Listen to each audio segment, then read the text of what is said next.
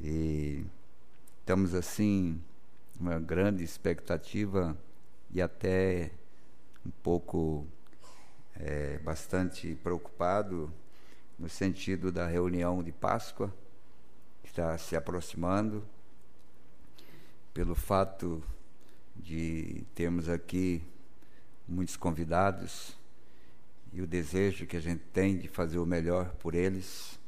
Teremos alguns pastores que eu creio que é a primeira vez que estarão conosco aqui, e sempre nos traz uma inquietude, né? E nós preocupamos um pouco, mas eu creio que a igreja estará orando, todos vocês estão colaborando na oração para que nesse transcurso até lá Deus possa cuidar das nossas necessidades e nos encaminhar em tudo o que precisamos para fazer o melhor para Deus. Se você quer fazer alguma coisa para Deus, faça pelo seu irmão, porque a única forma de você fazer algo para Ele é fazendo para o seu irmão, para a sua irmã, é ali onde realmente Ele habita, né? Graças a Deus. Então, espero que vocês colaborem no trabalho, na cooperação, na disposição, em todas as áreas da igreja, na música, na parte também da ordem da igreja. Todos vocês têm uma colaboração espontânea para que realmente esse trabalho venha proporcionar um passo a mais na nossa fé e também nosso crescimento espiritual. Não é uma festa como o mundo faz, mas é uma festa de adoração a Deus, uma festa que nós queremos que o centro de nossas atenções tudo seja em prol de Jesus Cristo. Por isso esperamos que Ele nos ajude a fazer o melhor.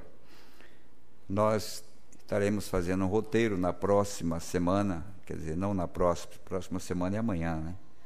Mas na outra semana, no dia 25, o pastor Júlio César de Joinville estará nos acompanhando em todo o roteiro que nós temos no interior do Paraná. É a primeira vez que ele vai estar no nosso campo e ele vai nos acompanhar nesse roteiro. Ore por esse trabalho e ore também por ele, né?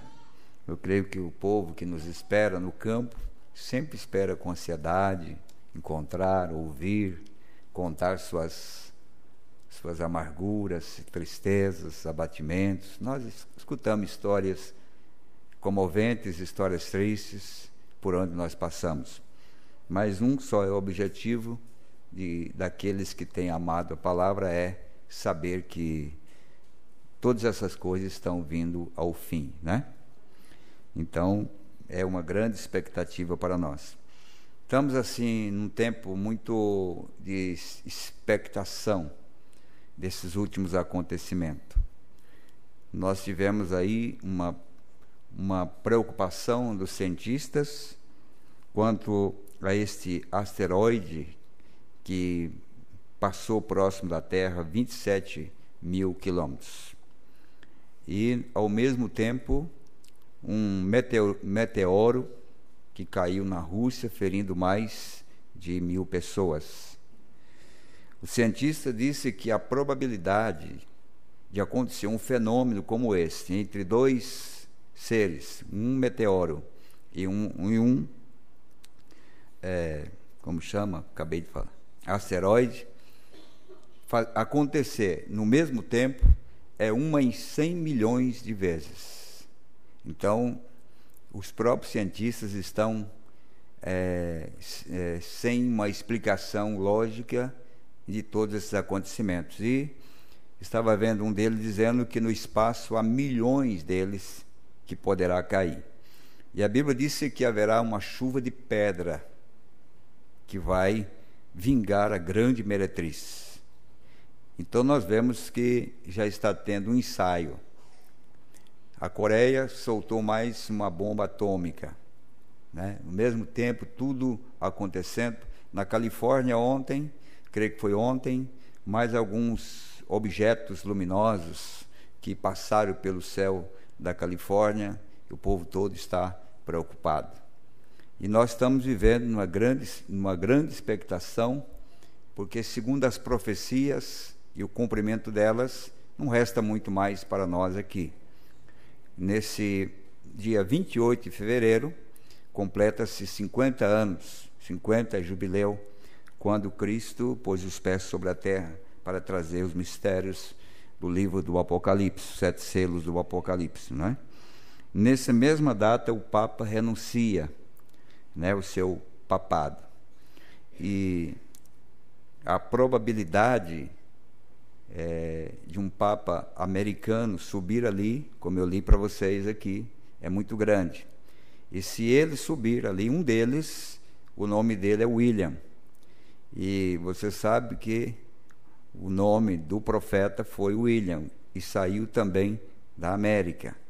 Então, há muitas coisas que estão trabalhando e deixando nós mesmo com uma expectação, eu não digo de surpresa, de medo, mas até mesmo de gratidão e até de alegria, porque nós estamos vendo o desenrolar daquilo que foi escrito ao nosso favor, mesmo há milhares de anos atrás, e nós hoje somos testemunhas oculares de tudo aquilo que foi profetizado. Então nós temos até uma forma de ser muito grato a Deus por ser parte desse tempo, não é?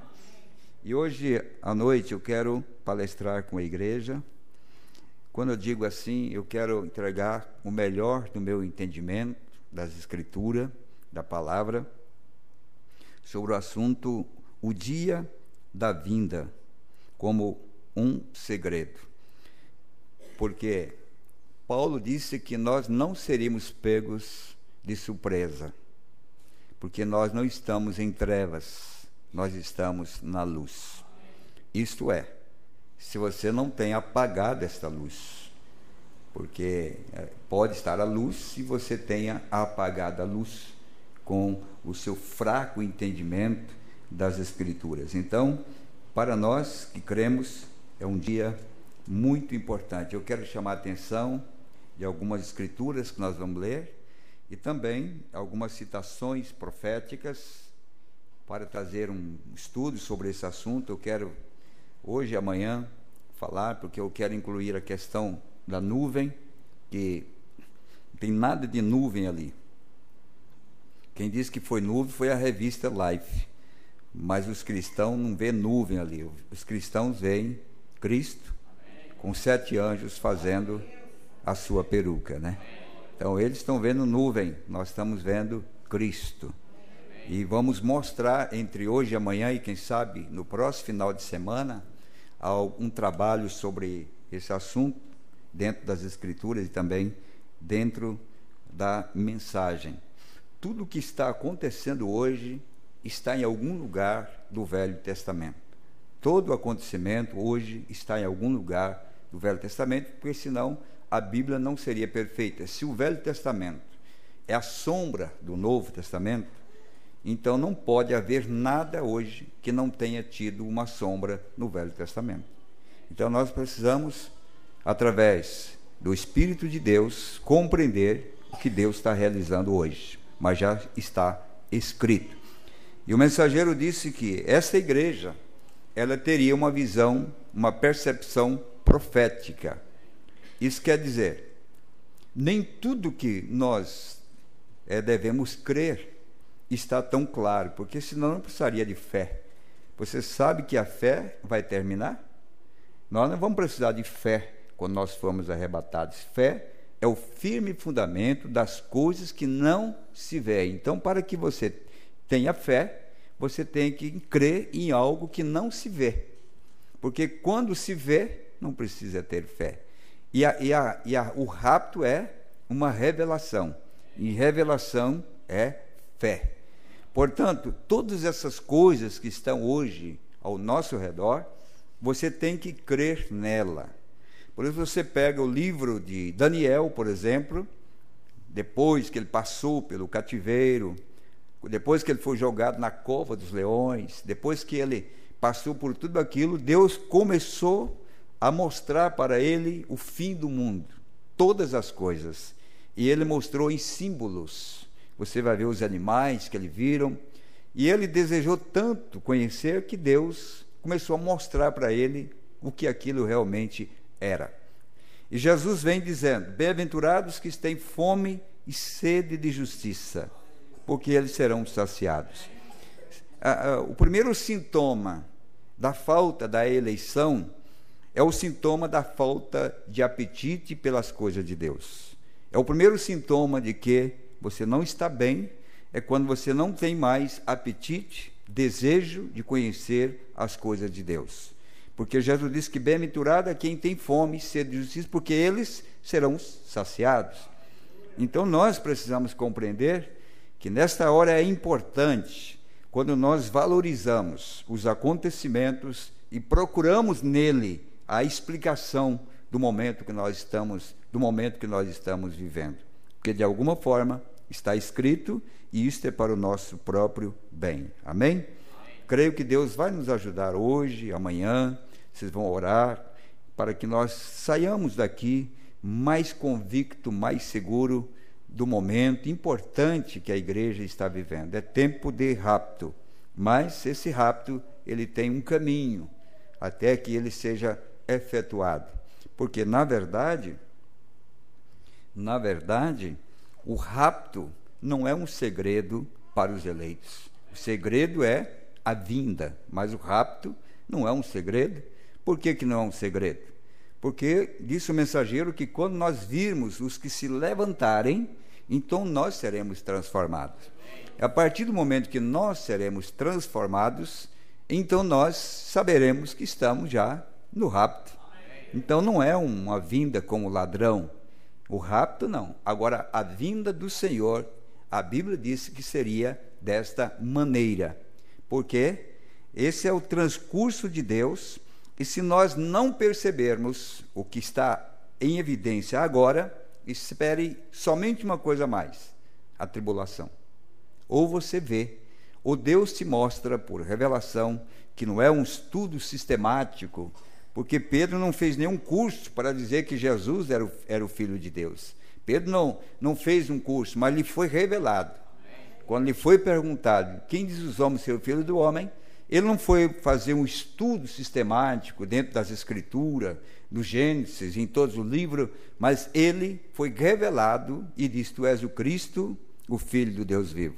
Nós estamos nesta hora da intervenção do Espírito de Deus para nós compreendermos quem é Ele, né? Quem é Ele. E quando ele diz: tu és o Cristo, o Filho do Deus vivo, esse Filho de Deus estava velado em um corpo humano, e os demais não viram nada a não ser o filho de José e Maria, a não ser um carpinteiro, um pregador.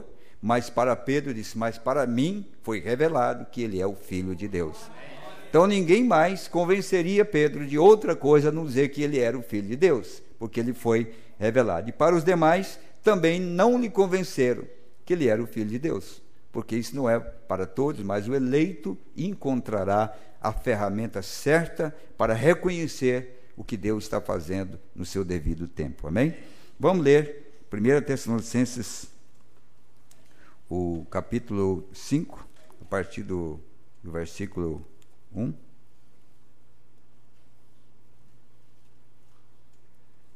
Preste bem atenção nas escrituras que nós vamos ler. Paulo está dirigindo essa carta aos irmãos, não é ao mundo, aos irmãos, né, de Tessalônica, dizendo assim: mas, irmãos, acerca dos tempos e das estações, não necessitais de que vos escreva, porque vós mesmos sabeis muito bem que o dia do Senhor virá como ladrão de noite. Pare aí e pense o seguinte: aqui está falando que o que vai vir como ladrão de noite é o dia do Senhor. Não está falando o rapto, está falando o dia que virá como ladrão de noite. Preste bem atenção. Pois que, quando disserem a paz e segurança, então lhes sobrevirá a repentina destruição, como as dores de parto àquela que está grávida, e de modo nenhum escaparão. Mas vós, irmãos, já não estáis em trevas, para que aquele dia vos surpreenda como um ladrão. porque todos vós sois filhos da luz e filhos do dia. Ao nascer do sol, primeiro dia, o domingo, ao nascer do sol, a manifestação do Filho que vem, esse é o dia. Paulo está dizendo assim, ó, filhos da luz e filhos do dia. Nós não somos da noite nem das trevas. Laodiceia é noite. Se você olhar as eras da igreja, Laodiceia é obscurecida totalmente por noite. Paulo está dizendo, nós não somos laodiceianos. Nós estamos no primeiro dia. Nós estamos ao nascer do sol. Nós estamos na presença do Filho para amadurecer, porque nós não estamos em Laodiceia, nós saímos fora, porque nós não estamos em trevas. Nós estamos fora das trevas. Amém? Então veja as Escrituras como é perfeita. Não durmamos, pois, como os demais. Alguns estão dormindo. Então há as virgens prudentes, despertas para esperar. E Paulo está dizendo, mas observe que alguns estão dormindo. Não estão percebendo a hora. Não estão vendo o que está acontecendo. Está passando por cima essa advertência. Não durmamos, pois, como os demais. Quem é esses demais? Aonde estão eles? Paulo está se referindo. Paulo conhecia eles, senão não estaria falando de estariam dormindo, né? Mas vigiemos. Quem é que está vigiando? Não é as virgens prudentes? E sejamos sóbrios. Porque os que dormem, dormem de noite. E os que se embebedam, embebedam-se de noite. Então, os que ficaram em Laodiceia estão dormindo. A Paulo está dizendo assim, ó, porque os que dormem, dormem de noite. Laodiceia é noite. Então, eles permaneceram em Laodiceia. Eles não querem sair de Laodiceia. Eles querem continuar dentro de Laodiceia. E Paulo está dizendo assim, ó, porque os que dormem, dormem de noite. Em outras palavras, dormem em Laodiceia. E os que se embebedam, embebedam-se de noite. Mas nós, que somos do dia, para vós nasceu o sol da justiça. Malaquias, capítulo 3, ou capítulo 4, para vós nasceu o sol da justiça. Paulo está dizendo, então, que nós somos do dia e não da noite, porque nós vimos o nascer do sol, primeiro dia da semana, quando ele foi manifestado. Amém. Graças a Deus. Mas nós que somos do dia, sejamos sóbrios, vestindo-nos da couraça da fé e da caridade, que é amor, né? Tendo por capacete a esperança da salvação. Até aí está bem. Amém? Vamos orar. Nosso Pai e nosso querido Deus, te damos graças pelo Senhor nos trazer sua palavra escrita, e não só isso, tem enviado o Espírito para vivificar o que está escrito em tua palavra. Por isso nós suplicamos aqui para esse pequeno grupo de irmãos presentes e tantos outros que me ouvem através desta internet, que o Espírito do Senhor possa percorrer a distância e revelar aos corações famintos esse tremendo momento que nós estamos vivendo, abençoando os corações, vivificando estas almas na palavra e preparando-os para esse grande dia, Pai, aquele no qual todos os santos esperaram no Velho Testamento, e nós estamos chegando agora, momento da transformação. Em nome de Jesus, nós pedimos por nós e por todos os teus filhos. Amém. Pode assentar, porque nós temos outra escritura agora, e eu quero que vocês fiquem assentados. Vamos para 2 Pedro, o capítulo 3, versículo 1 em diante. 2 Pedro, capítulo 3, versículo 1 em diante. Amados, escrevo-vos agora esta segunda carta, em ambas as quais desperto com exortação vosso ânimo sincero, para que vos lembreis das palavras que primeiramente foram ditas pelos santos profetas, e do mandamento do Senhor e Salvador, mediante os vossos apóstolos. Sabendo primeiro isto, que nos últimos dias virão escarnecedores, andando segundo as suas próprias concupiscências, e dizendo: onde está a promessa da sua vinda? Então veja que há um espírito que estaria zombando, escarnecendo exatamente da promessa da vinda. Porque desde que os pais dormiram, todas as coisas permanecem como desde o princípio da criação. Eles voluntariamente ignoram isto, que pela palavra de Deus, já desde a antiguidade existiram os céus e a terra, que foi tirada da água, e no meio da água subsiste, pelas quais coisas pereceu o mundo de então, coberto com as águas do dilúvio. Mas os céus e a terra, que agora existem pela mesma palavra, se renovam como tesouro e se guardam para o fogo até o dia do juízo e da perdição dos homens ímpios. Amém? Isso é a palavra. Agora, vamos observar aqui que Pedro diz que haveria algumas coisas que estariam acontecendo relacionadas ao fogo, justamente nesse tempo. O maior asteroide que caiu na Terra foi em 1908, devastando 2.000 quilômetros quadrados e trazendo um poder de destruição 100 vezes mais do que a bomba atômica que caiu em Nagasaki e Hiroshima. Isso foi em 1908, logo depois do início da última era da igreja, que foi em 1906. E agora, nós estamos vendo esses sinais dos quais Pedro está nos advertindo e dizendo assim: mas os céus e a terra que agora existem pela mesma palavra se reservam como tesouros e se guardam para o fogo até o dia do juízo e da perdição dos homens ímpios. Mas, amados, não ignoreis uma coisa, que um dia para o Senhor é como 1000 anos, e 1000 anos como um dia. O Senhor não retarda a sua promessa, ainda que alguns a tenham por tardia, mas é longânimo para convosco, não querendo que alguns se percam, senão que todos venham ao arrepender-se. Mas o dia do Senhor virá como o ladrão de noite. Veja que não está falando de rápido, está falando do dia. O dia do Senhor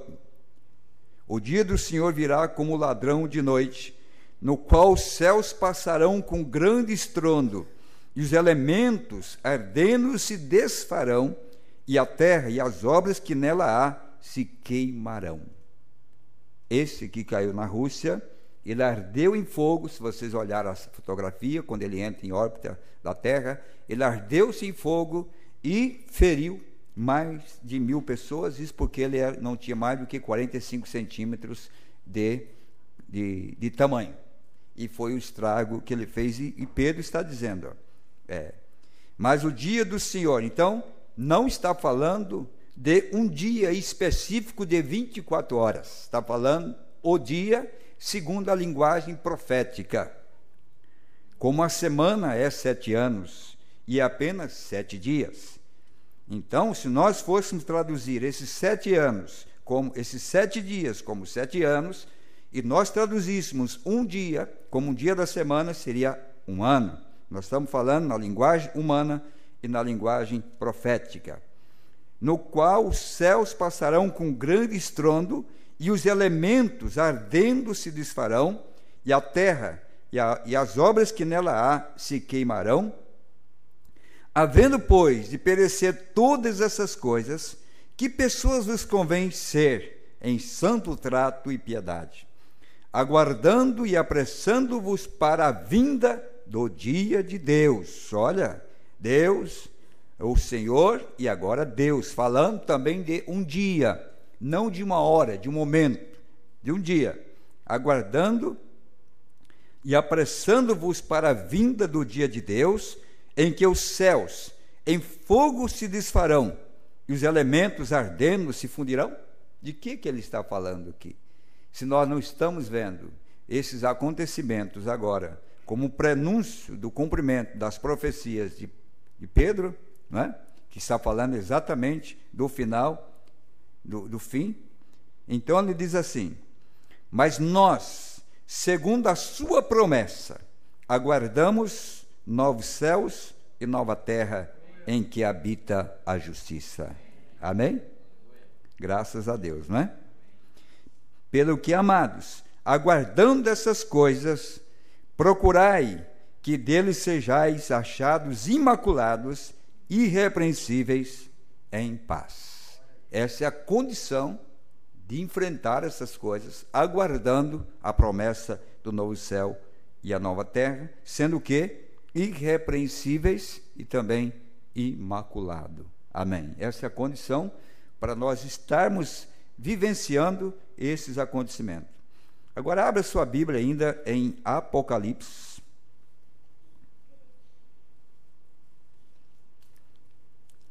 capítulo 1, versículo 9. Apocalipse, capítulo 1, versículo 9. Eu, João, que também sou vosso irmão e companheiro na aflição e no reino e paciência de Jesus Cristo, estava na ilha chamada Patmos por causa da palavra de Deus e pelo testemunho de Jesus Cristo. Eu fui arrebatado em espírito no dia do Senhor. Amém? Não é que está escrito assim? Veja bem, no dia, eu fui arrebatado em espírito no dia do Senhor. Agora, o profeta disse que esse dia do Senhor, que se refere a João, foram 2 anos. Nós vemos Paulo falando do dia do Senhor, conectando a sua vinda como um dia do Senhor. Vemos o apóstolo São Pedro colocando em ordem também o fim de todas as coisas como um dia do Senhor, ou a vinda do dia de Deus.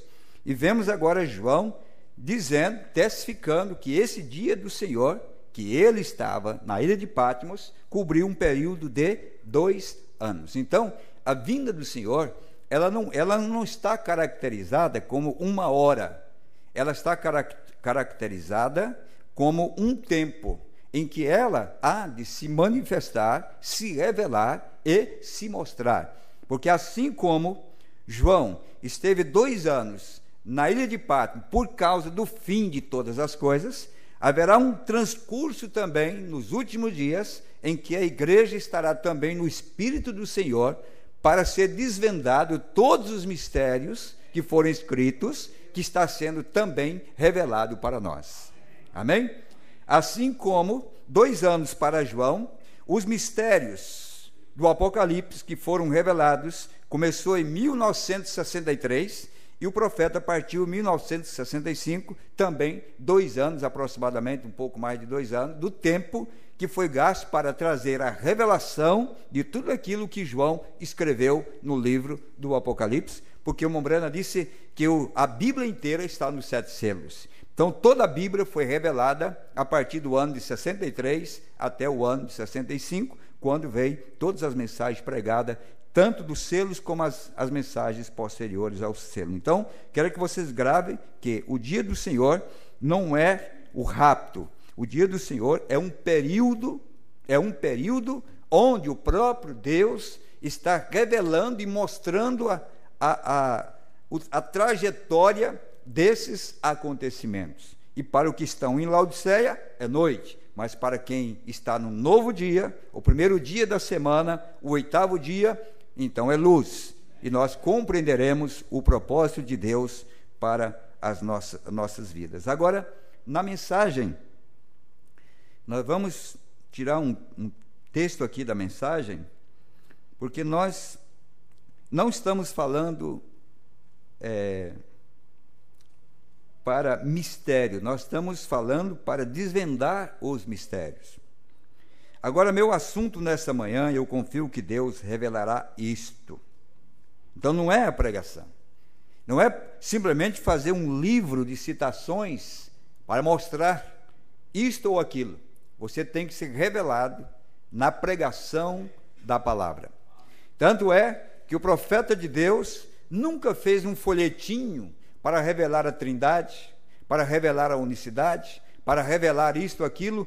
Tudo que nós encontramos, temos que ser revelado dentro de pregações de um profeta, ao longo dos seus 30, desde o ano 33 até o ano de 65, e dentro desse contexto, o próprio Espírito Santo, ele vai revelando para você aquilo que você precisa para se tornar um cidadão do reino de Deus.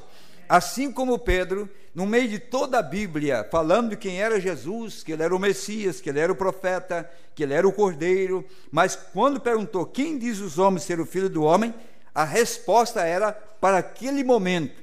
Pedro poderia ter dito, tu és o Cordeiro de Deus, ou Pedro poderia ter dito, tu és um profeta, ou Pedro poderia ter dito, ou tu és o prometido lá em Isaías 7, mas aquela hora a resposta dada pelo Espírito Santo é, tu és o Cristo, o Filho do Deus vivo.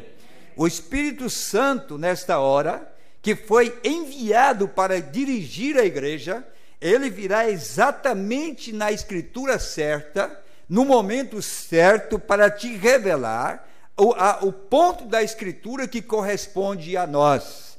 Assim como Jesus cumpriu Isaías 61, versículo 1 e a metade do segundo versículo, agora, na sua segunda vinda, na manifestação do Filho do Homem, nós encontramos ele revelando a última parte de Isaías 61, o versículo 2, a metade para frente, porque ele sabia aonde se encaixaria, ele saberia onde se colocaria a escritura que estaria se cumprindo. Por isso, quando ele se parou no templo, ele disse, hoje tem se cumprido esta escritura diante de vossos olhos. A igreja, a noiva, o povo de Deus, os eleitos de Deus, tem que se parar hoje pela palavra e dizer, a minha palavra para hoje está aqui, ó, exatamente Apocalipse 10, 1 ao 7, já se cumpriu, e Apocalipse 10, 8 ao 11, esta é a parte que nós estamos cumprindo hoje, porque Apocalipse 10, 1 ao 7, já é um acontecimento passado, nós estamos vivendo agora no 8º dia, é agora quando vem florescer o Filho do Homem, vivendo agora como Eliseu, cumprindo aquilo que Elias deixou, amém. Então nós temos que compreender qual é a escritura, qual é o tempo que nós estamos vivendo. Senão nós vamos ser pegos de surpresa. Então o profeta disse, meu assunto nessa manhã eu confio que Deus revelará isto. E cada vez, se você que pega as fitas e ouve, eu espero e confio, que se você tem tido um entendimento espiritual, ou que você tem tido um entendimento espiritual do que Deus tem tentado colocar na igreja sem dizê-lo claramente. Amém. Estava conversando hoje com o Neville.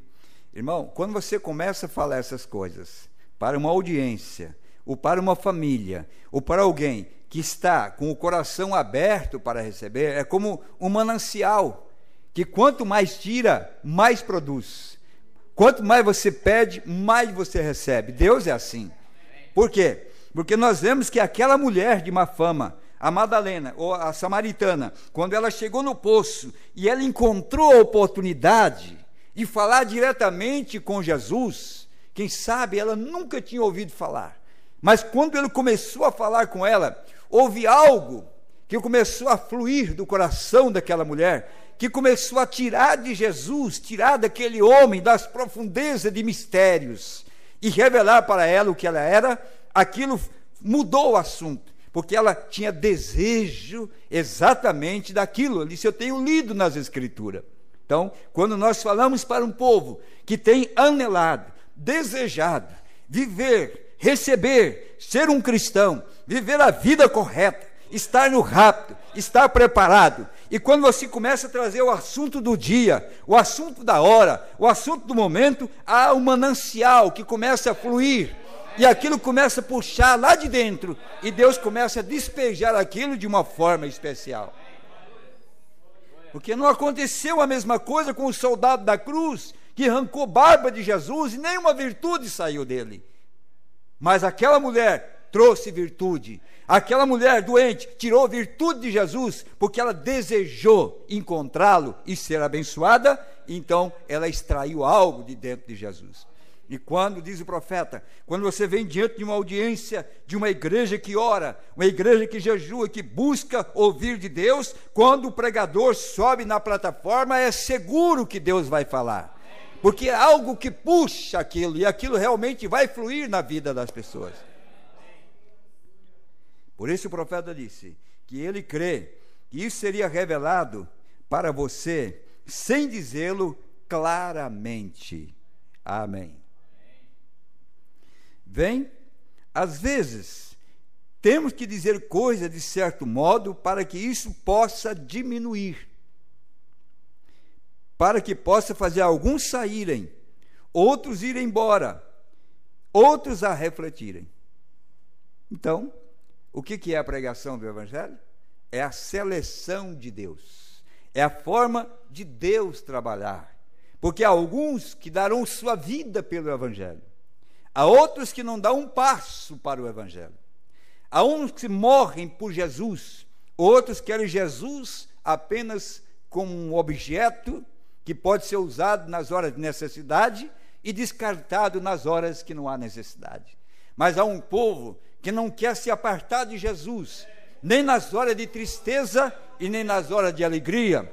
Há um povo que tem amado a Jesus acima de tudo. E quando nós ouvimos essas coisas, nós não estamos com aqueles que vamos embora, mas nós estamos com aqueles que vamos refletir naquilo, para trazer a nós crescimento espiritual. Amém. Mas isso é feito propositalmente, isso tem que ser feito desta maneira. Então pode ser que alguns dizem: você quer dizer que Deus faria uma coisa como esta de propósito? Ele certamente o fez, ele ainda faz.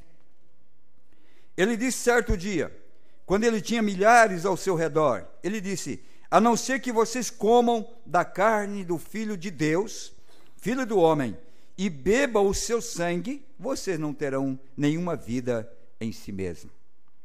Ele continua sendo a palavra. Amém?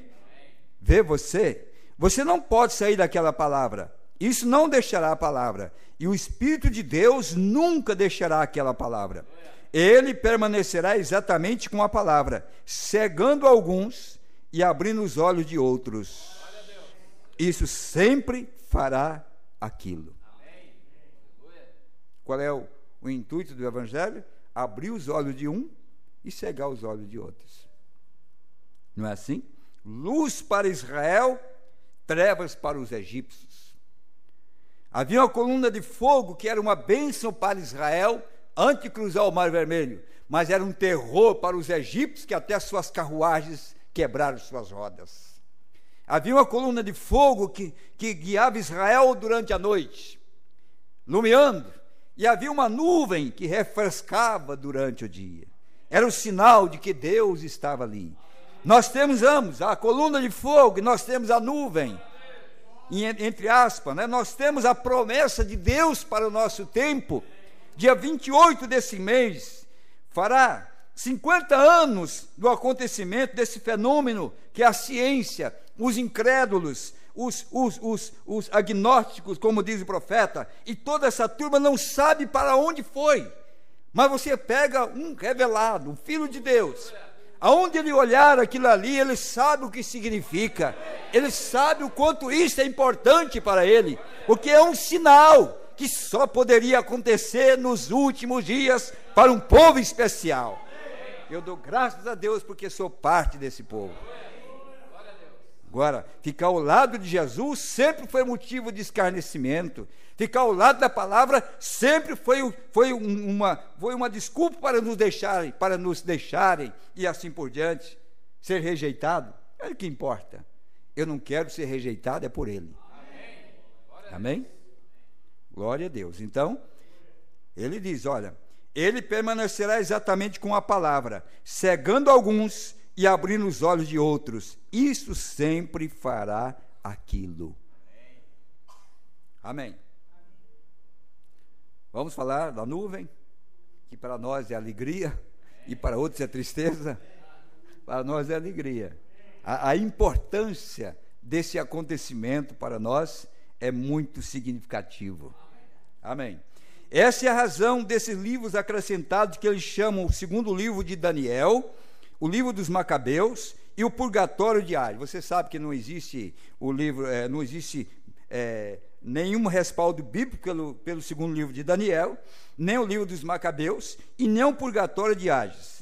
Não há nenhuma referência na Bíblia, mas eles colocam porque eles querem criar um purgatório para eles. Então eles têm que colocar um livro a mais. E assim por diante. E tolices como essa, vejam, das quais não se fala na Escritura. Amém? Vem? Não tem relação com as demais dela. Não há lugar para colocar um purgatório ali. Não. O purgatório é aqui. Aqui você faz, aqui você paga. Aqui você purga seus pecados. Aqui você purga a sua incredulidade ou ignorância. Mas lá não, de forma nenhuma. Não há lugar para colocar intercessão de santos e coisas. Não há lugar para isso. Não há lugar para uma denominação. Não há lugar para credos fora dela, da Bíblia. Bem? Deste modo, quando vocês virem essas coisas, elas simplesmente não entram em cogitação. Esta é a razão pela qual as pessoas têm acrescentado isto e têm o seu quebra-cabeça todo misturado. Vem? Elas não podem fazê-lo corretamente. O mesmo ontem, hoje e eternamente. Jesus é o mesmo ontem, hoje e eternamente?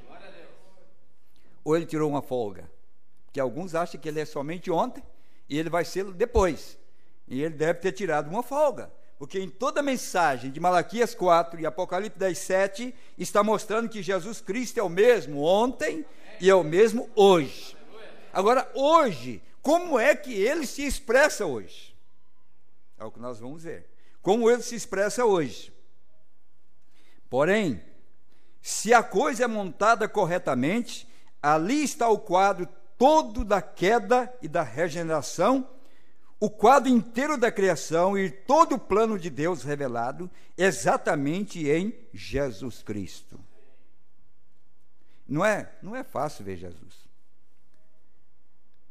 Você diz, eu sou um estudante da Bíblia, eu sou um estudante da mensagem, eu sou um estudante do Velho Testamento, eu estudo escatologia, eu estudo tudo isso. Você pode estar diante dele e não saber que é ele.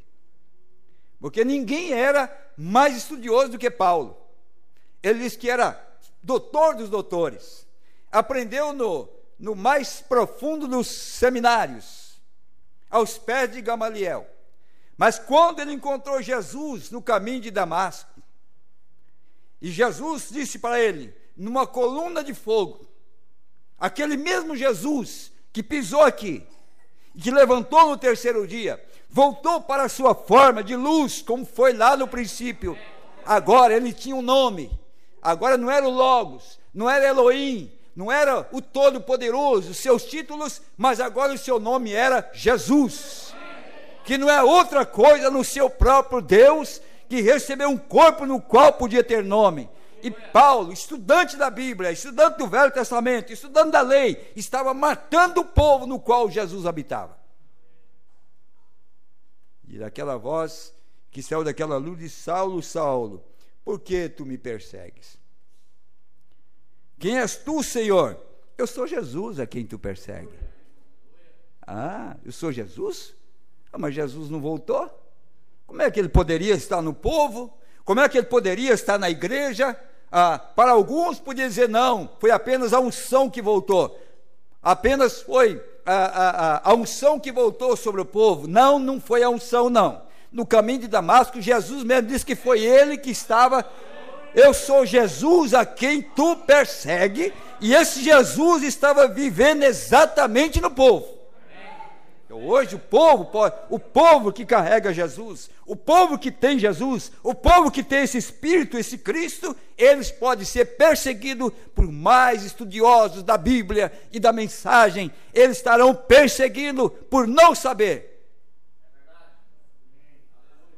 Porque o próprio Jesus disse que ele estava naquele povo. Porque ele não mente. Vou e volto para vós. Não deixarei vocês órfãos, voltarei para vós. E no dia de Pentecoste ele voltou. Amém? Não é maravilhoso? Que coisa profunda. Nós estávamos falando com o Neville, eu aprendo muito com ele, porque vai abrindo.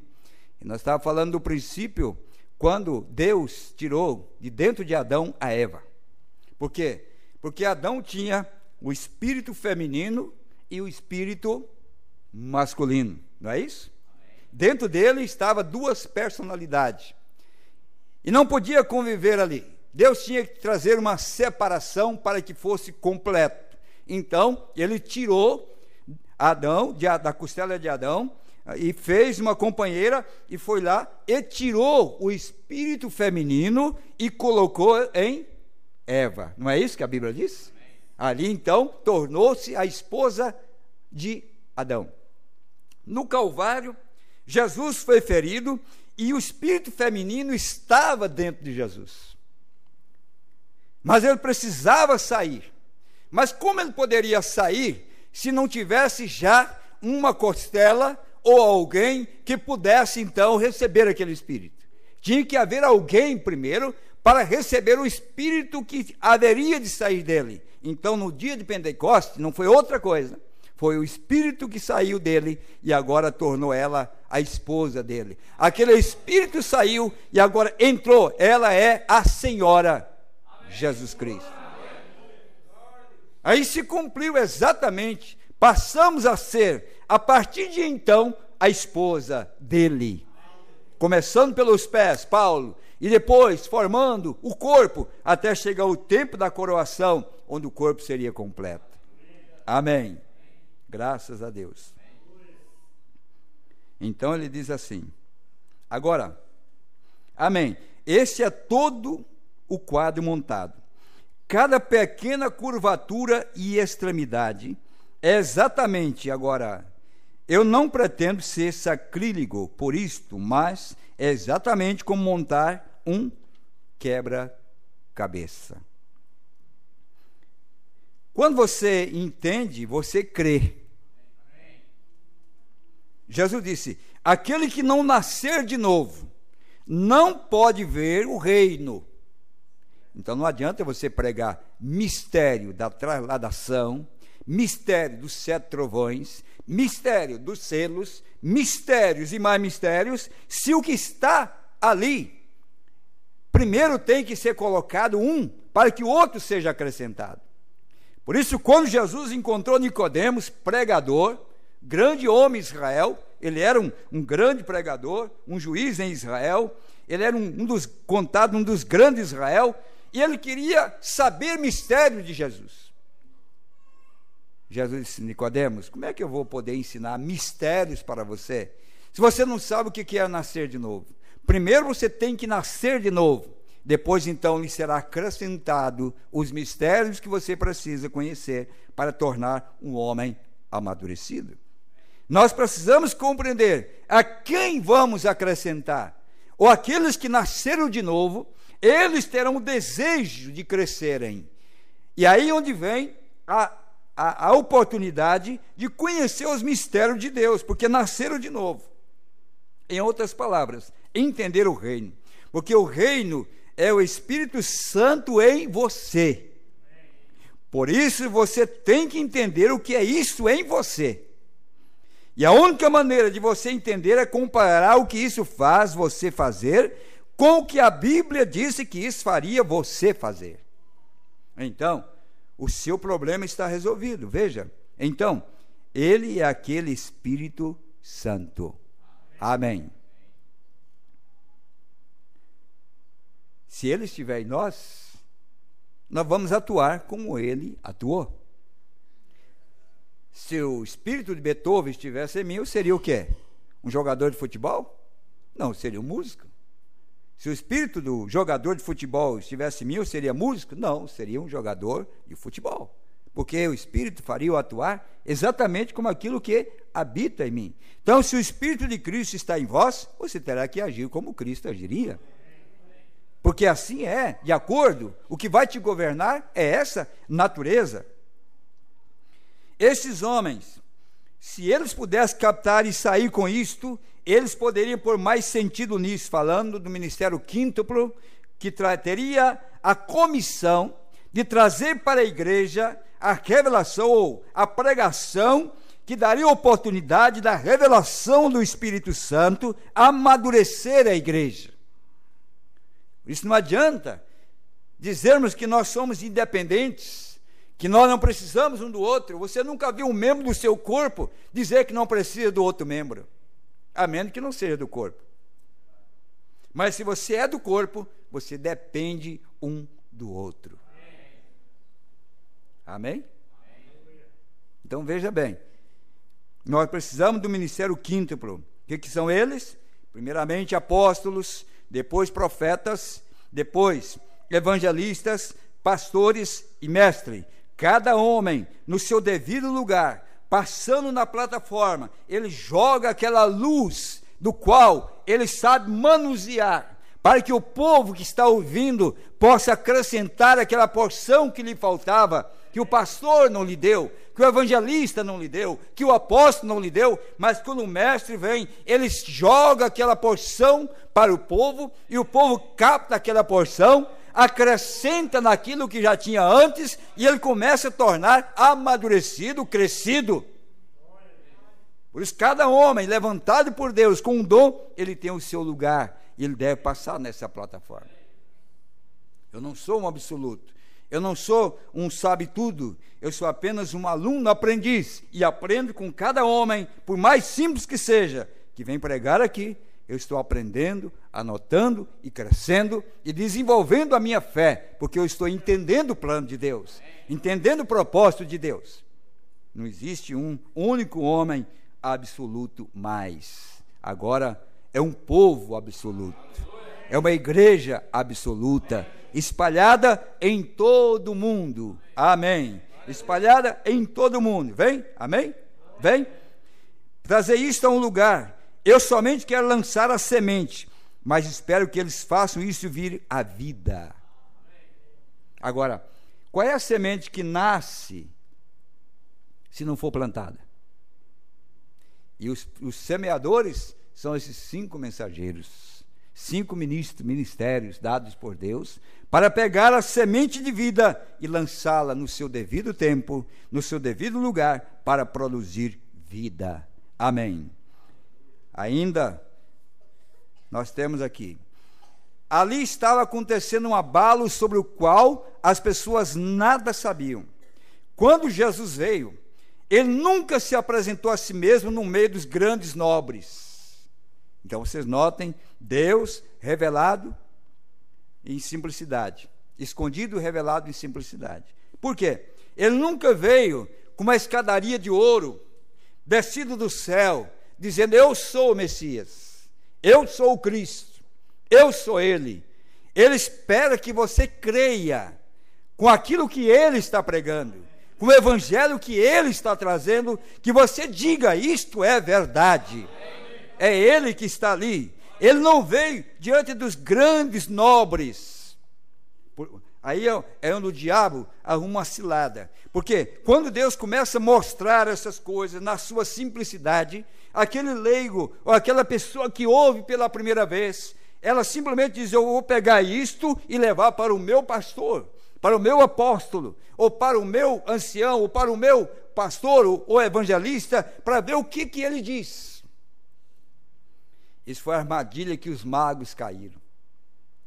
Os magos, eles pensaram que por ver aquela estrela que guiava ele aonde tinha nascido o Cristo, o Salvador, e eles pensaram que quando chegasse em Jerusalém, a cidade mais santa, ele ia perguntar por aqueles sacerdotes, e ele diria: claro, acabou de nascer, não, faz 2 anos que ele nasceu, está em tal lugar, nós damos boas-vindas para vocês, vocês são bem-vindos aqui, vocês são forasteiros, vem lá da Índia, vem lá do Oriente, vocês estão cansados. Mas ele nasceu enganados, estavam enganados, eles não viram, porque Deus não revela aos grandes, Deus revela aos simples de coração, que amam a sua palavra.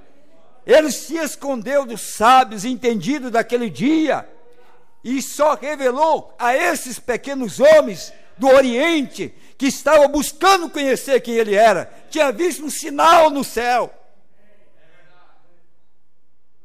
E essa última estrela que brilhou para nós, essa última estrela que veio para nós, ela veio não para que nós magnificássemos essa estrela. Os magos não estavam magnificando a estrela que os guiava. O mago estava olhando a estrela que levava eles aonde estava o mais magnificante dos homens, o Senhor Jesus Cristo. Esse mensageiro que brilhou, essa última estrela, foi encarregado de levar nós aonde ele estava. E quando essa estrela o levou aonde estava o Rei dos Reis e Senhor dos Senhores, deitado numa manjedoura, a estrela não brilhou mais. Em 1965 essa estrela parou de brilhar, porque agora nós fomos levados por ela a encontrar aonde está o pequeno Messias, aonde está o Deus encarnado, aonde está o pequeno menino que é o Salvador do mundo. Então não foram os nobres. Então o que acontece? Muitas vezes nós queremos que as pessoas sábias entendam. É o contrário, quem vai entender são as pessoas mais simples. Porque a Bíblia diz que escondeu dos sábios e dos entendidos. Então não adianta você levar para os sábios. Eu vou levar porque meu pastor é sábio. Ou meu marido, minha esposa, o meu cunhado é muito sábio nas escrituras. Então você vai perder o tempo. Porque Jesus disse que essas coisas não seriam dadas ao sábio, mas aos simples, que eles ouviriam e aceitariam. Amém. Ele veio para aqueles que estavam buscando por ele. Que grande segredo aí. Se você não interessa esse assunto, é claro que ele nunca vai aparecer para você. Mas se você está procurando, como a mulher Madalena, ela foi procurar Jesus lá onde ela mais poderia encontrar Jesus. Ela sabia que ele foi colocado ali. Ela foi de manhã cedo, bem de madrugada. Ela foi em busca, porque ela sabia que ele foi colocado ali. Ela não foi no lugar errado. Ela foi no lugar mais certo. Ela foi no lugar mais próprio. Mas quando ela chegou ali, Deus foi mais esperto do que ela. Porque quando ela chegou ali, ele já não estava mais lá. Mas como ela foi buscar no lugar certo, Deus tinha anjo para dizer para ela assim: a quem buscais? A Jesus de Nazaré. Foi colocado, ela pensou que era o jardineiro. Ele disse: por que buscais o vivo entre os mortos? Irmão, o que nós temos que fazer é caminhar de madrugada, ir bem cedo, ir caminhando, e buscando, examinando o mais próximo, porque você sabe, foi aqui que ele foi enterrado, é daqui que ele tem que sair. Nós vamos ao máximo e temos certeza que Deus não deixa nós voltar com mãos vazias, porque Ele vai nos revelar e nos mostrar o que nós precisamos saber. Agora, ficasse em casa lá dormindo, esperando, ele vai recitar mesmo. Ele disse que vai recitar, talvez recite hoje ou amanhã. Ela não teria a oportunidade que ela teve e a experiência que ela teve. Mas Ele se revelou a quem primeiro correu atrás, e não outra a não ser Madalena. Amém. Então, ele diz assim, ele veio para aqueles que estavam buscando por ele. É aí onde vem o abalo. É isso que ele faz hoje. O Espírito Santo vem para aqueles que Deus tem chamado. Há um grande abalo entre os eleitos. Onde é que vai ser o abalo? Lá fora? O profeta disse: não, o abalo vai ser entre os eleitos. Fanático, não perde culto, está lá sábado, está lá quarta-feira, só vejo você com a Bíblia na mão, lendo mensagem, escutando, se tornou um fanático. É um abalo mesmo. É algo que você não se aquieta mais. O que interessa para nós hoje é descobrir o momento que nós estamos vivendo, porque para isso nós cremos nesta vinda gloriosa, para isso nós cremos nas Escrituras, para isso nós cremos nessa mensagem. Eu não quero ficar, eu quero uma transformação do meu corpo, e isso é quando nós percebemos que essa hora tem chegado para nós. Não é amanhã, é hoje, é agora, que isso interessa para mim, isso interessa para você. É o momento que nós estamos vivendo. Há um grande abalo entre os eleitos. Sabe por que eu abalo? Não, irmão, preocupa não, você é eleito mesmo, Deus vai te levar. Irmão, eu nunca vi um eleito descansado numa hora como essa. Nunca vi um filho de Deus dormir nesta hora que nós estamos vivendo sem ter o coração compungido e a preocupação da hora que nós estamos vivendo. Porque a hora de Israel sair do Egito, eles estavam acordados à meia-noite, comendo erva amargosa, estavam ali com o sangue sobre o umbral da porta, todos estavam aflitos, esperando que o anjo da morte estava caindo, porque eles sabiam que aquilo era a palavra de um profeta, e nós sabemos que isto é a palavra de um profeta. Nós estamos angustiosos, a hora que nós estamos vivendo é tempo de angústia entre as nações, entre os povos, porque nós temos essa expectativa, grande coisa poderosa acontecendo, mas o mundo nada sabe sobre isto. O que eles estão sabendo sobre isso? Vendo que nosso tempo aqui é limitado, e em particular por causa daqueles amigos que estão escutando pelo telefone, desejo chamar sua atenção agora a uma fotografia que foi captada há algum tempo pela câmera, cerca de uma visão que tive aqui mesmo no tabernáculo, a qual se relacionava com minha partida de Indiana para o Arizona. Então, o que acontece? Na mensagem, senhores, é esse o sinal do tempo? Ele fala isso. Você que lê, está acompanhando, você pode ver isso. Ele diz, olha, algum tempo pela câmera, cerca de uma visão que tive aqui mesmo no tabernáculo, a qual se relacionava com minha partida de Indiana para Arizona, onde devia encontrar-me com 7 anjos em forma de pirâmide. Então não é nuvem, é 7 anjos em forma de pirâmide. Foi revelado para ele que esse acontecimento iria vir. Ele estava esperando por isso, não sabendo o que sucederia. Depois que cheguei ali, estava pensando que seria o fim de minha vida, pois ninguém poderia haver sobrevivido a uma explosão tão forte. Estou seguro de que vocês conhecem todos os detalhes disso. Logo, certa manhã como esta, estando em oração ali no cânion Sabino, foi colocada uma espada em minha mão, e me foi dito, esta é a palavra, a espada da palavra. Amém. Tudo começa por aí. Para nós tem significado. Esta hora, cada palavra tem significado. Não é? Depois, apareceram os anjos como foi profetizado. E ao mesmo tempo, um grande aerólito de luz acendeu ao ar, desde onde eu estava de pé. E logo se foi a uma altura de 30 milhas ou 48 quilômetros, e formou quase um círculo, como se fossem as asas dos anjos. E ali mesmo nos céus, desenhou a forma de pirâmide com a mesma constelação de anjos que apareceram. Uma visão, agora um cumprimento. Desde o México, a ciência tirou a fotografia enquanto a nuvem se moveu.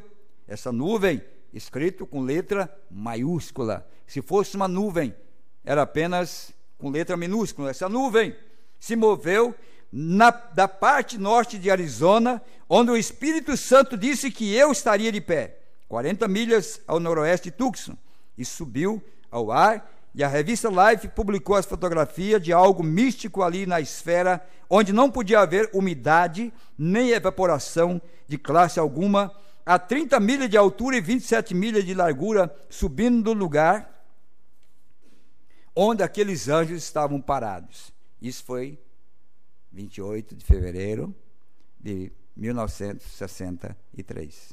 Amém? É isso mesmo, irmão Jogleiro? Então nós estamos falando deste acontecimento aqui, agora, que está completando 50 anos, que é jubileu. O que é jubileu?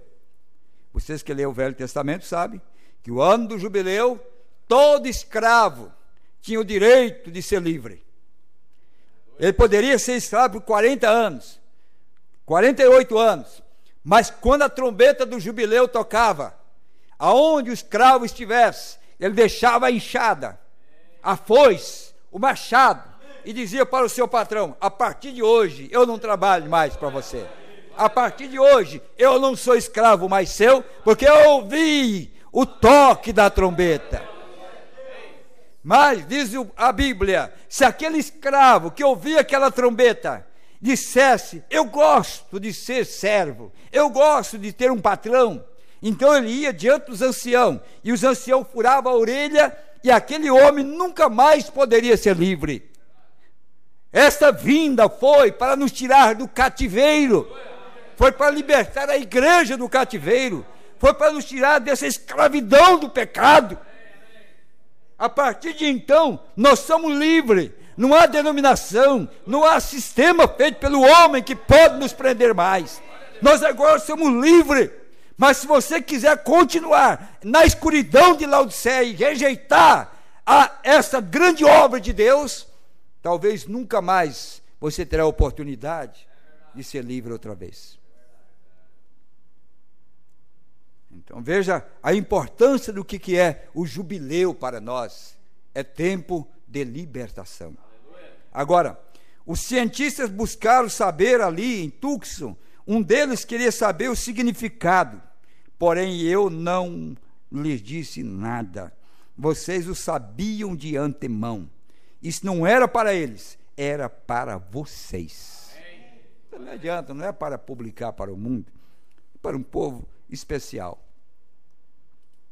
Agora, hoje você vê um sinalzinho na mão de um homem, ou porque apareceu um fogo na cabeça dele aí, ou qualquer coisa. Lá no Vaticano também apareceu fogo caindo do céu lá agora, no Vaticano. O homem já torna-se grande, porque teve um sinal, ou manifesto. Não, sinal maior do que esse aqui, dado por uma visão. E, no entanto, esse homem nunca engrandeceu a si mesmo, nunca se tornou um grande homem na ordem mundial, pelo contrário, rejeitado entre os demais, como apenas um pregador de cura divina. Porque Deus se manifesta em simplicidade, mas para nós, ele foi a boca de Deus. Qual era o objetivo, então, deste acontecimento? Por que ele é tão importante? Porque esse acontecimento estava trazendo para a terra a revelação de um mistério que estava guardado desde antes da fundação do mundo. Essa foi a importância que nós damos a isso, porque esse segredo estava guardado desde antes da fundação do mundo e foi prometido que seria revelado. Quando seria revelado? Apocalipse 10:7. Mas no dia da voz do sétimo anjo, quando ele começar a tocar sua trombeta, todo o mistério seria revelado. Amém. Olhe para aquela coluna de fogo. Vocês notem que ela está na parte de trás da cabeça. Mensagem: Cristo é o mistério de Deus revelado. Quando o irmão Branham começa a pregar, ele disse: nesse dia, nós vamos trazer para vocês os mistérios que estavam ocultos na parte de trás da mente de Deus. Qual era a mente que Deus estava usando? Porque ele traria os mistérios que estavam guardados na parte de trás da mente de Deus. Veja que a coluna de fogo não veio na testa do profeta. A coluna de fogo veio exatamente atrás, na parte de trás da mente do profeta, porque Deus tinha alugado aqui na terra um corpo, uma mente, para que ele pudesse colocar o seu trono, onde ele pudesse anunciar a sua palavra e mostrar os mistérios que ele tinha guardado desde antes da fundação do mundo. Por que isto? Porque quando Deus se apareceu no monte no dia de Moisés, que o monte tremeu e o povo atemorizou, o povo chegou e disse para Moisés: Moisés, nós não aguentamos a presença de Deus, isso nos aflige, nos mata, fala tu com Deus e tu fala conosco. E Deus disse: Moisés, atenta ao que o povo te falou, porque desde agora então eu vou falar com o meu profeta e o meu profeta falará com o povo. A partir de então, Deus nunca mais falou com o homem diretamente, a não ser através de um profeta. Porque Deus não faz coisa alguma na terra sem antes revelar os seus segredos aos seus servos, os profetas. E Deus não passa por cima da sua palavra, por isso ele teve que usar desta maneira. Amém. Aí você vai ver que esse pequeno homem, quando ele chegava na plataforma, ele dizia bom dia, amigos, companheiros, e começava a conversar, e contava alguma coisa, fazia alguém chorar, alguém sorrir, o culto, isso você pode ver que as mensagens assim, mas de repente ele diz, agora eu sinto que ele chegou do meu lado, então agora eu posso pregar a palavra, eu sinto que ele está aqui agora do meu lado, eu posso então pregar a sua palavra, amém? Não era assim que acontecia? Por isso, quando as pessoas vinham para receber a oração, a cura, ele olhava e dizia, eu não conheço você, eu não sei quem você é, mas ele está aqui, e se você crê que eu sou o seu servo, você crê que eu sou o seu servo, e se eu disser para você o seu nome, e o lugar de onde você veio, você crê que ele pode te curar, esse não sou eu, é ele que está aqui, ele apenas está usando a minha mente, a minha voz, mas não sou eu, é ele. Então ele diria, você veio de tal cidade, rua tal, número tal, o seu problema é esse, você tem tal e tal coisa, volte que você está curado. Aquilo não era um homem chamado William Branham, aquilo era o Senhor que tomou emprestado esse corpo, e podia dizer isso para as pessoas. Qual dúvida teríamos?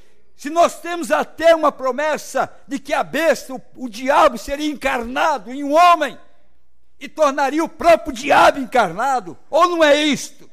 A besta é a encarnação de Lúcifer. Se o falso profeta é o diabo encarnado, o verdadeiro profeta é Deus encarnado, é Deus de novo, caminhando em dois pés sobre a terra, revelando esses mistérios para nós.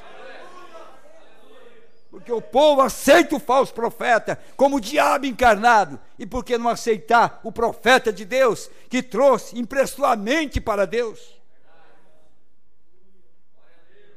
Eu não entendo como é que as pessoas podem deixar de fora, ou jogar fora, a porção que mais nos interessa agora, na hora que nós estamos vivendo.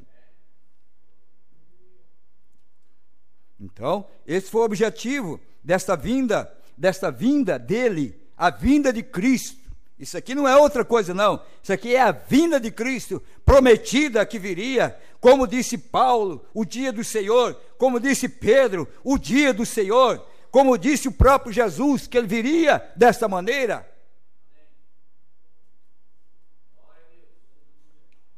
E quando então Cristo desceu ali, ele me falou ali mesmo e disse, os 7 selos serão abertos. Os 7 selos serão abertos, não os 6 selos, os 7 selos serão abertos, os 7 mistérios, o mistério sétuplo da Bíblia, que tem estado oculto desde a fundação do mundo, será revelado.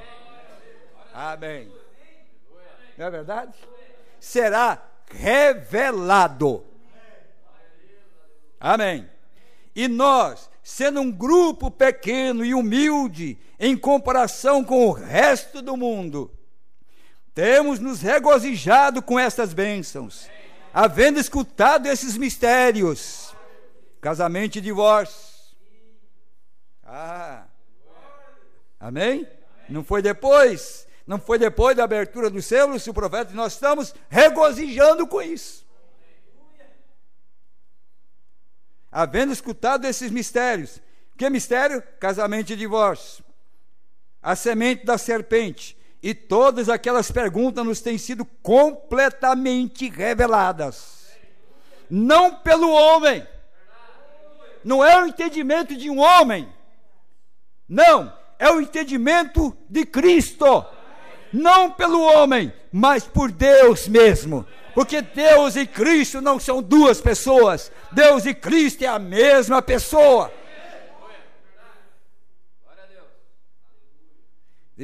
Tem alguns crentes que acham que Apocalipse 10:1 é apenas a unção que desceu. Não.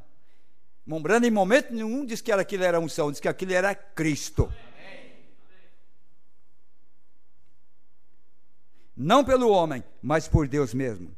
Quem nos tem aberto esses 7 mistérios do que foi a igreja, como foi em Cristo no princípio, e como seria revelado isto nos últimos dias. Amém. É difícil compreender? Abra sua mente, o seu coração para você ver. Não tem dificuldade, mas você vai notar, ou aumenta ou diminui. cega um, abre os olhos de outro. Agora, à medida que isso foi subindo, temos a fotografia aqui mesmo para ver se vocês notam como a revista Life a publicou. Porém, me põe a pensar se minha congregação aqui visível tem olhado essa fotografia como em verdade deve ser vista. Ele não está falando só ver o rosto de Cristo ali, a semelhança de Cristo. Como deve ser visto. Se a própria igreja dele estava vendo o que realmente isto era. Vocês se recordam que eu estava pregando quando chegou essa visão. Estava pregando sobre o tema do livro de Apocalipse, onde vimos a Jesus em Apocalipse capítulo 1. Quando é que veio a visão para ele? Quando ele estava vendo a Jesus, pregando sobre Jesus com a cabeleira branca, em Apocalipse capítulo 1. É isso mesmo?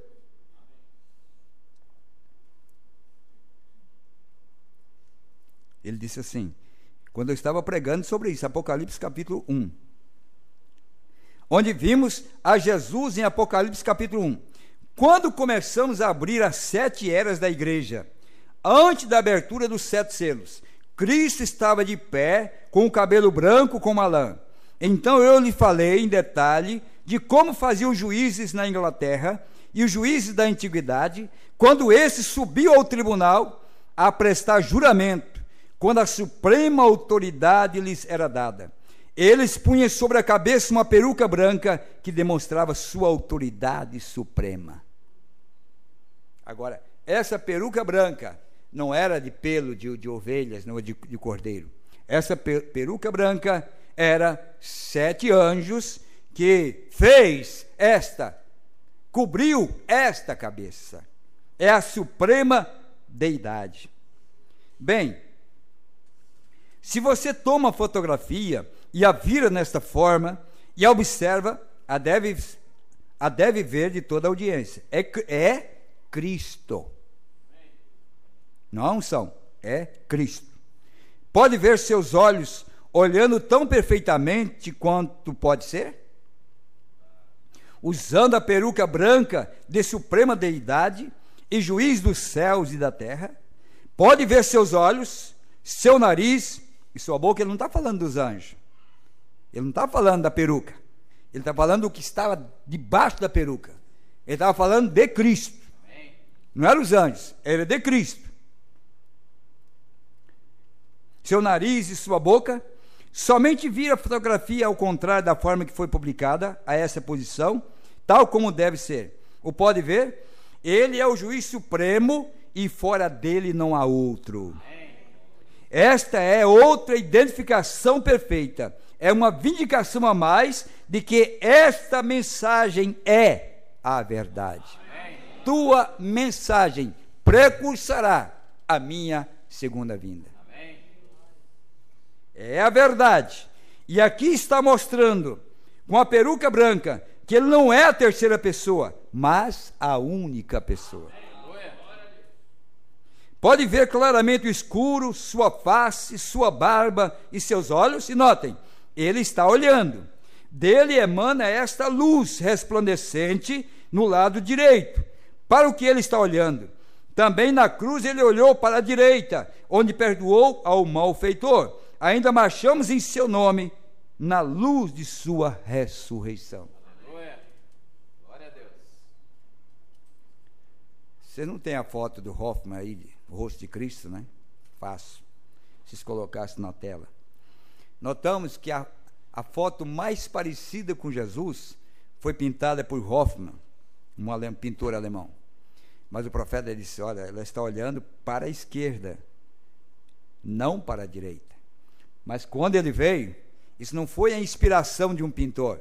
Ele veio exatamente como ele veio e foi morto na primeira crucificação. Na primeira vinda, ele foi crucificado e ele olhou para a direita, porque à direita estava um pecador que estava arrependendo. Quando ele olhou para a direita, ele ofereceu perdão. Nós encontramos que aqui, quando ele também será crucificado pela segunda vez, ele também está olhando para a direita. E por quem Jesus foi crucificado? Por aqueles que mais aguardavam a sua chegada. Os judeus, os pregadores, os sacerdotes, os que mais buscavam pela sua vinda, foram os que mais lhe atacaram e lhe crucificaram.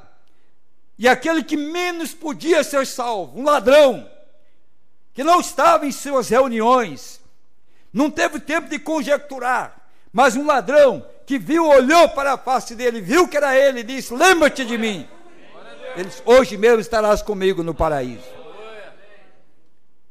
E hoje, muitos sábios, entendidos, pregadores, estão desprezando esse olhar de graça e de misericórdia. Mas se você, pecador, ainda que seja pela primeira vez, você olhar para ele e dizer: Senhor, lembra-te de mim, tenha misericórdia. Ele ainda é o mesmo que te oferece graça para te tirar do mundo e te levar à sua presença.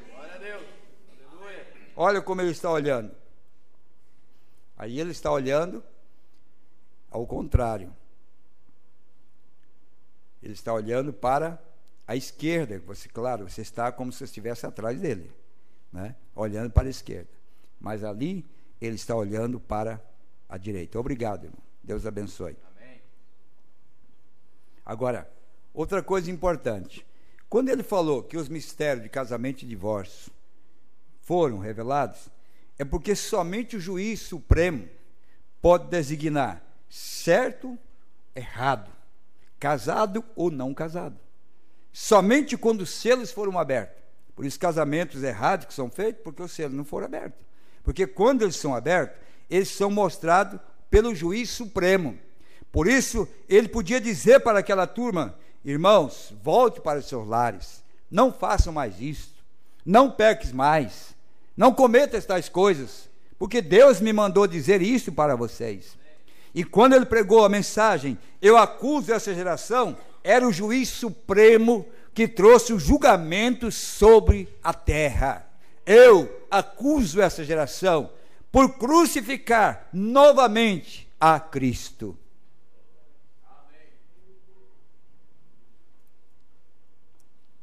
E ele apareceu exatamente como ele foi crucificado. Agora, meu desejo agora é ter mais tempo para lhes falar desse fenômeno que tem sido provados, sem sombra de dúvida, durante esses 30 ou 35 anos, aqui mesmo, nesse tabernáculo, desde aquela ocasião, quando aqui no Rio desceu esta mesma luz, aqui em Jeffersonville, em 1933, e falou estas palavras: como João Batista foi enviado como precursor da primeira vinda de Cristo, tua mensagem será precursora da segunda vinda. Estamos no tempo do fim e o vemos. Muitas vezes nos perguntamos: por que isso não tem se estendido por toda a terra? Talvez em alguma ocasião tenhamos a oportunidade de explicar isto, Deus permitindo. Recordem, o poder vivificador. Observe bem o que temos visto nesse dia. O poder vivificador tem chegado até nós para abrir aos 7 selos. Quem é que chegou? Não é o poder vivificador? A fé de rapto está onde? Não é nas mensagens? Por isso, Apocalipse 10, 1 ao 7, no dia da volta do 7º anjo, quando o 7º anjo pronuncia a sua palavra, ele diz: agora vá e toma o livro da mão daquele que tem um pé sobre o mar e outro sobre a terra e coma o livro. Por isso Jesus diz: quem não comer da minha carne e beber do meu sangue, não estamos comendo da carne de um homem, mas do Filho do homem, que é a palavra. No princípio era o verbo, e o verbo estava com Deus, e o verbo era Deus, e o verbo se fez carne. Nós alimentamos a nossa alma da palavra de Deus. A igreja está alimentando da palavra de Deus. Então, quando ela alimenta da palavra, o poder vivificador está ali dentro. Aí está. O poder que vai lhe levar no rapto já está dentro de você, plantado ali, porque você está alimentando desta palavra. O poder vivificador de Deus nos predisse que isso sucederia. O poder vivificador fez com que o mundo testificasse que isto é a verdade. O anjo do Senhor, o qual lhes tenho dito que está nessa coluna de fogo, o poder vivificador permitiu que o mundo testificasse que é a verdade. Aqui foi a revista Life, publicou para todo mundo. Eu tenho a própria revista original onde eles publicaram esta foto. Ali foi o FBI que examinou esta foto, mais uma autoridade para dizer: isso aqui não foi uma montagem, isso aqui foi algo sobrenatural que foi fotografado na cabeça desse homem. É nada mais, nada menos do que o Logo de Deus. Amém. Então, isso aqui não é uma invenção qualquer. Não temos nada a ver com isso, foi eles que publicaram. Isso aqui também não temos nada a ver com isso, foi eles que testificaram que isso aqui é verdadeiro. Além do que o profeta disse, a própria ciência provou que essa coluna de fogo é algo real. E não somente isso, não só porque tem uma foto sobre a sua cabeça, é porque os mortos ressuscitavam, os enfermos eram curados, corações eram revelados, mostrados, segredos eram revelados, pessoas eram reveladas, havia sinais por todos os lados. Para que isso? Apenas para me levar mais perto de Cristo. Porque muitos que foram curados, alguns que foram ressuscitados, outros foram curados, muitos não vão para o céu. Apenas foram beneficiados de um dom para essa terra. Eu quero que esse dom me beneficie para a vida eterna. Eu quero algo mais do que a cura divina. Eu quero a minha alma curada, porque foi para isso que eu criei, para ser arrebatado. E nisto eles não sabiam o que era, e nós, o que estávamos vendo da maneira correta, vimos que era o nosso Senhor. Amém. Ó a vinda do Senhor. Vimos que era o nosso Senhor. Vem vocês? Foi Ele quem abriu esses selos. Não foi eu. Esses selos, porque toda palavra é Cristo. E Cristo é os selos que foram abertos. Então, o que foi a abertura dos selos? Foi a revelação de Jesus Cristo. Cristo é o mistério de Deus revelado. Os mesmos 7 anjos representam as 7 igrejas. Mas se vocês notarem, quando João disse assim, ó, deixa eu ver se eu encontro aqui que eu não marquei. E virei-me para ver quem falava comigo. E virando-me, vi 7 castiçais de ouro. E no meio dos 7 castiçais, um semelhante ao Filho do Homem, vestido até os pés, de um vestido comprido, e cingido pelos peitos com um cinto de ouro. E a sua cabeça e cabelos eram brancos como a lã branca, e como a neve. E os seus olhos como chama de fogo. E seus pés semelhante a latão reluzente, como se tivesse sido refinado numa fornalha, e a sua voz como a voz de muitas águas. E ele tinha na sua destra 7 estrelas, e da sua boca saía uma aguda espada de 2 fios. Quem foi que disse que a espada estava na mão dele lá na montanha? A espada de 2 fios. Veja bem, uma espada aguda de 2 fios, e o seu rosto era como o sol, quando na sua força resplandece. E eu, quando o vi, caí a seus pés como morto. Ele pôs sobre mim a sua destra, dizendo-me: não temas, eu sou o primeiro e o último. Eu que vivo e fui morto, mas eis aqui estou vivo para todo sempre. Amém. E tem a chave da morte e do inferno. Escreve as coisas que tens vistos, e as que são, e as que depois dessas hão de acontecer. O mistério das 7 estrelas que viste na minha destra, e dos 7 castiçais de ouro. As 7 estrelas são os anjos das 7 igrejas. Não eram 7 anjos? Mas quem é que estava no meio dos 7 anjos? Era Cristo, que tinha a espada aguda, que era a palavra, a revelação dos selos. Amém. Os mesmos 7 anjos representam as 7 igrejas. Tudo foi completo, e nós nem o podíamos entender. Foram aqueles os que tiraram a fotografia, não fomos nós. E ali está ele parado, o juiz supremo, mostrando que ele é o alfa e o ômega, o princípio e o fim. Que tremenda identificação. Amém? Por isso que nós damos tanto valor. Assim como para nós, esse logo de Deus é Cristo, e que ele entrou dentro de um tabernáculo para manifestar, usar a voz desse homem para falar a palavra, aqui também é Cristo que desceu para revelar os mistérios da sua segunda vinda. Amém? Rapto e segunda vinda são duas coisas que se completam entre si dentro de um período de tempo estabelecido pelo próprio Deus. O mesmo Senhor descerá do céu. Amanhã nós vamos falar alguma coisa sobre isso.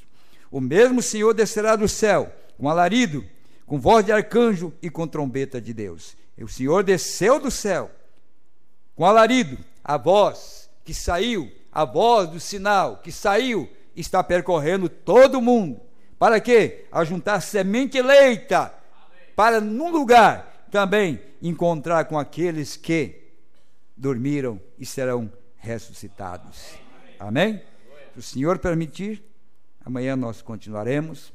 Se o irmão Joglaí puder nos ajudar com alguma coisa a mais, o pregador, nós vamos estar falando deste assunto, que eu acho muito importante, no mês que completa 50 anos do jubileu da descida de Cristo na terra, um pé sobre a terra e outro pé sobre o mar. É um tempo maravilhoso, é um tempo de expectativa. Para mim é o melhor tempo que nós estamos vivendo. As dores estão indicando que o Filho está vindo aí. A hora realmente tem chegado. Amém? E ore por mim, ore por nós para amanhã. Nós temos aqui mais um banquete espiritual.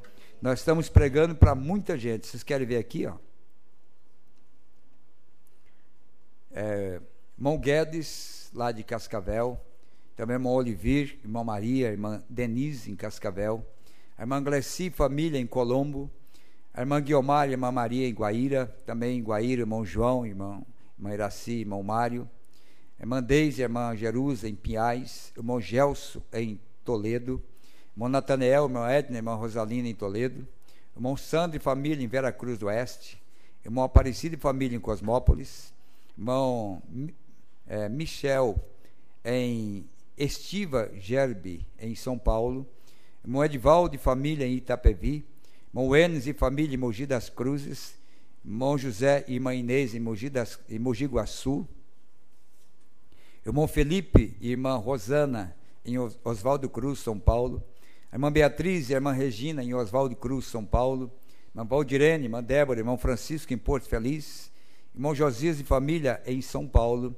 Irmão Vicentim, em Nova Erechim. Irmã Sandra, irmã Ana Lídia, em Gravataí. Irmã Aniele, em Igrejinha. Irmão José e irmã Luísa, em Igrejinha. Também temos aqui a irmã Ada, em Novo Hamburgo. A irmã Rosane, em Novo Hamburgo. De São Leopoldo nós temos a irmã Neide, também a irmã Sabrine, a irmã Helenice e a irmã Ângela, em Sabará, Minas Gerais. A irmã Elazir e a irmã Eliana, em Sabará, Minas Gerais. Pastor Vanderlei e irmã Marli, em Belo Horizonte. Aproveitando que o pastor Vanderlei está nos escutando, nós já estamos cobrando a vinda dele aqui na Páscoa, né? Para que vocês querem que ele venha, não quer? E traga um tanto da igreja também. Ele e a irmã Marli, com certeza ele vai trazer junto aqui, pastor Vanderlei e a irmã Marli, e a igreja também de Belo Horizonte. O irmão Kleber e Maria José, em Belo Horizonte. O irmão Antônio, em Campina Grande, na Paraíba. Irmão Marcos e família também, irmã Vânia e família, né? Também irmã Maria, de Cascavel, pede oração para toda a sua família. E aqui um recado dos músicos: ensaio amanhã, 9h30 às 12, das 15 às 17h25, né? Amanhã. Eu disse que o tamanho do meteoro era 45 centímetros, era 45 metros. Estão me corrigindo aqui, muito obrigado pela informação aqui. A tecnologia aqui está funcionando muito bem, né?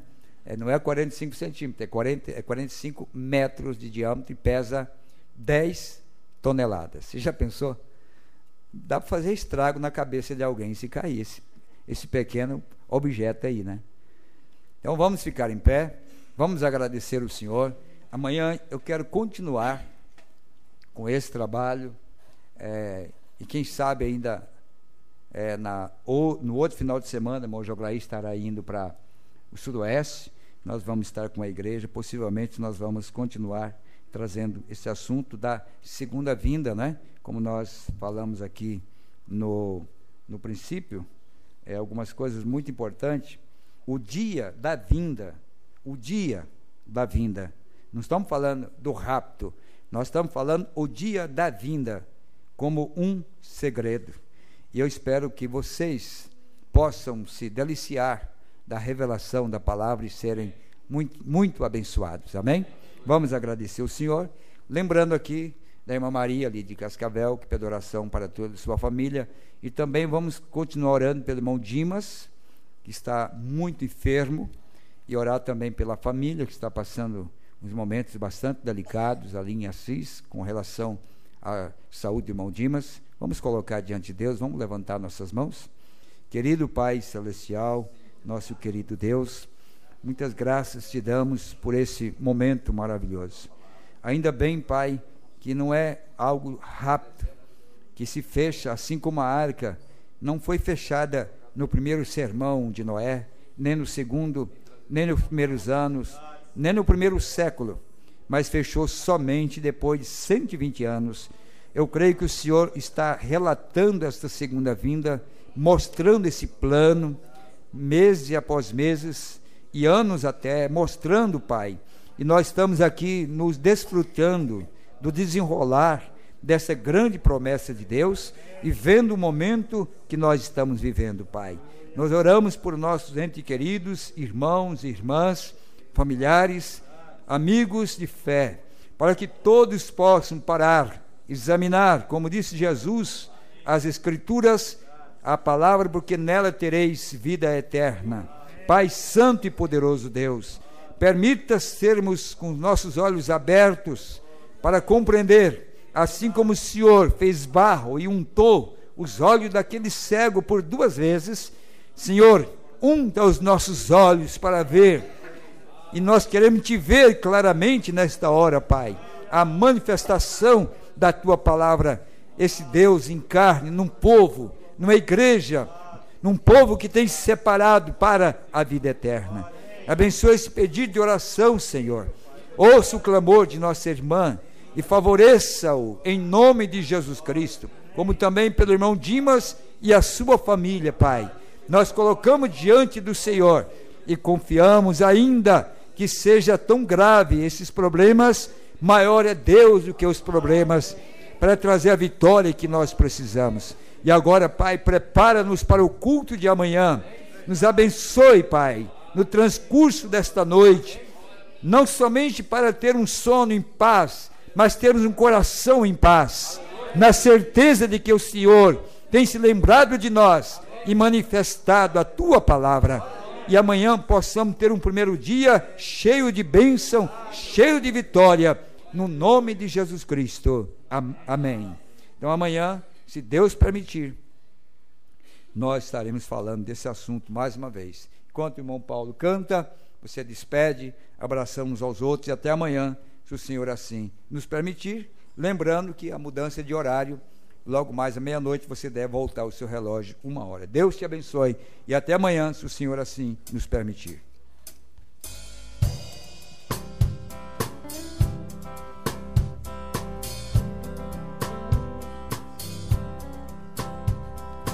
Não é por ler,